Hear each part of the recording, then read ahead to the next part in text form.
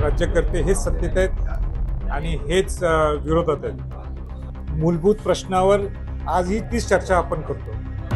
Vision bond programme आपल्याकडे नाही आहे। जाणीवपूर्वक शेतकरी विरोधी धोरणं राबवली जातात। अनेक वेळा सरकार बदलून बघितली पण धोरणं बदललेली आम्हाला दिसली नाही। किल्ले येणार नाही येणार, लढणं महत्त्वाचं।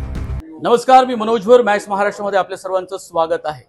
परिवर्तन महाशक्तीनं महाराष्ट्राच्या विधानसभेच्या निवडणुकीमध्ये जनतेला एक महत्त्वाचा आणि अत्यंत वेगळ्या आणि गंभीर मुद्द्यावर तिसरा पर्याय दिलेला आहे। राजे आपल्यासोबत आहेतच, राजू शेट्टी आहेत, वामनराव चटप, विदर्भातला एक शेतकरी संघटनेमधला अत्यंत मोठा आवाज आणि विधानसभेमध्ये अत्यंत महत्त्वाची भाषणं त्यांनी केलेली आहे। परिवर्तन महाशक्तीचा अजेंडा काय आणि तो खऱ्या अर्थानं पर्याय देऊ शकेल का महाराष्ट्राच्या जनतेला? 75 वर्षात आपण जर पाहिलं असेल, हेच राज्यकर्ते हेच सत्तेत आहेत आणि हेच विरोधात आहेत। मूलभूत प्रश्नावर आजही तीच चर्चा आपण करतो। विजन बॉन्ड प्रोग्राम आपल्याकडे नाही आहे। आपल्या ॲग्रिकल्चर पॉलिसी असतील, शिक्षणाचे धोरणं असतील, उद्योगाची पॉलिसीज असतील, हे सगळे तेच आहेत। कुठेतरी आपल्याला एक ब्लू प्रिंट घेऊन आपण कुठेही चाललो नाही। हां, एवढं निश्चित आहे, तुम्ही म्हटलं आज ब्लू प्रिंट आपली तयार आहे का? निश्चित नाही आहे। मला एवढंच आपल्याला सांगायचं आहे की छोट्या छोट्या गोष्टीमध्ये आपण दुरुस्ती करू शकतो किंवा सुधार आणू शकतो। एक शिक्षणाची धोरणाच्या बाबतीत म्हटलं तर आपण आज किती शिक्षणावर खर्च केला जातो? खर्च सुद्धा नाही। आता अभिजात मराठी दर्जा असा दिलं गेलं म्हणतात। आहेत कुठे शाळेत? कुठं प्राथमिक शाळेत? कुठं माध्यमिक शाळेत? म्हणजे हे उदाहरण मी शिक्षणाचं बोललो। उद्योगाचं बोललो तर एक ठराविक तुम्ही संभाजीनगर, नाशिक, संभाजीनगर आणि पुणे हे सोडलं तर तुम्हाला मोठाही उद्योग पाहायला मिळत नाही। हा खूप मोठा आहे, कारण विदर्भात ग्रामीण भागामध्ये जात असताना उद्योगाचा जो मुद्दा आहे ना, तो ग्रामीण स्तरावरचे जे काही MIDC सगळ्या मृतावस्थेत गेलेले आहेत। कुठेही अपकमिंग शहरात तुम्हाला कुठेही उद्योग पाहायला मिळत नाही। बरोबर। शेतकऱ्यांच्या मुद्द्यावर आपण पाहिलं की सोयाबीनला भाव नाही विदर्भामध्ये, किंवा कापसाला भाव नाहीये। सोयाबीन अवकाळी पावसामुळे सगळं वाया गेलेलं आहे आणि शेतकऱ्यांच्या संदर्भात किती घोषणा असेल तरी तो फिरल्यानंतर दिसतं की तो भरडला गेलेला आहे। पश्चिम महाराष्ट्र आणि विदर्भ असा शेतकऱ्यांचा मुद्दा घेऊन काय तुमच्या परिवर्तन महाशक्तीचा अजेंडा असेल? शेतकऱ्यांच्या प्रश्नावर आम्ही कधी प्रादेशिक वाद करत नाही। पश्चिम महाराष्ट्र असो, विदर्भ असो, मराठवाडा असो किंवा अगदी कोकणातला फळबाग उत्पादक शेतकरी असो, आम्ही ते प्रश्न घेऊन सातत्यानं संघर्ष करत असतो। मुळामध्ये एकूणच केंद्र आणि राज्य सरकारचे शेतकऱ्यांच्या प्रश्नाकडे लक्ष नाही आहे। जाणीवपूर्वक शेतकरी विरोधी धोरणं राबवली जातात।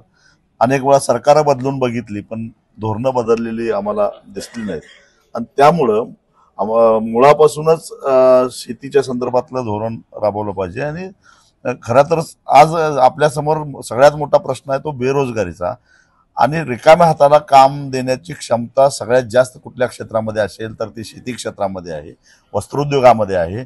नेमक्या त्याच गोष्टीकडे सरकारचं दुर्लक्ष व्हायला लागलेलं आहे। 9,000चा सोयाबीन 4,000 पर्यंत खाली आला, क्विंटलला 5,000 रुपये नुकसान झालं। अगदी किती निकस जमीन असेल तरी सुद्धा 6 क्विंटल तरी किमान सोयाबीन त्यात यायला पाहिजे, म्हणजे 30,000 रुपये एकरी नुकसान करायचं। आणि कुठेतरी 1,500 रुपये बहिणीला दिलं, कुठेतरी किसान सन्मान योजनेच्या नावाखाली 6,000 रुपये दिले, ह्याची टिमकी वाजवायची। हे धंदे बंद करा। आम्ही काही भिकारी नाही, आमच्या घामाचं दाम द्या, आम्हाला द्या, एवढंच आमचं म्हणणं आहे।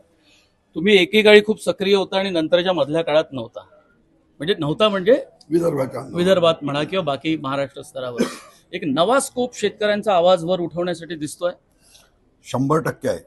सोयाबीनचे भाव पडले, कापसाचे भाव पडले, धानाचे भाव पडले आहे, दुसऱ्या बाजूला कर्ज वाढत आहे आणि अशा सगळ्या परिस्थितीमध्ये हे सगळे प्रश्न ऐरणीवर आणण्याच्या दृष्टीने आणि केंद्र सरकार इंटरव्हेन्शन स्कीम खाली म्हणून जे मिनिमम सपोर्ट प्राइस आहे तेवढेही भाव मिळू नये एवढी व्यवस्था करत नाही।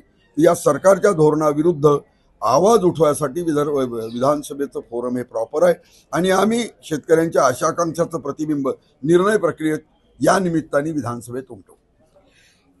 तुम्ही अगदी सुरुवातीला खूप वेगवेगळे छोटे छोटे गट घेऊन एकत्र काम करत होता, म्हणजे तुमच्या पक्षातर्फे। आता बरेच दिवस झाले आणि ही परिवर्तन महाशक्ती पर्याय होईल का याबद्दल चर्चा सुरू झाली। पण ती पूरक ठरेल का कुणाला, म्हणजे सरकार आल्यानंतर?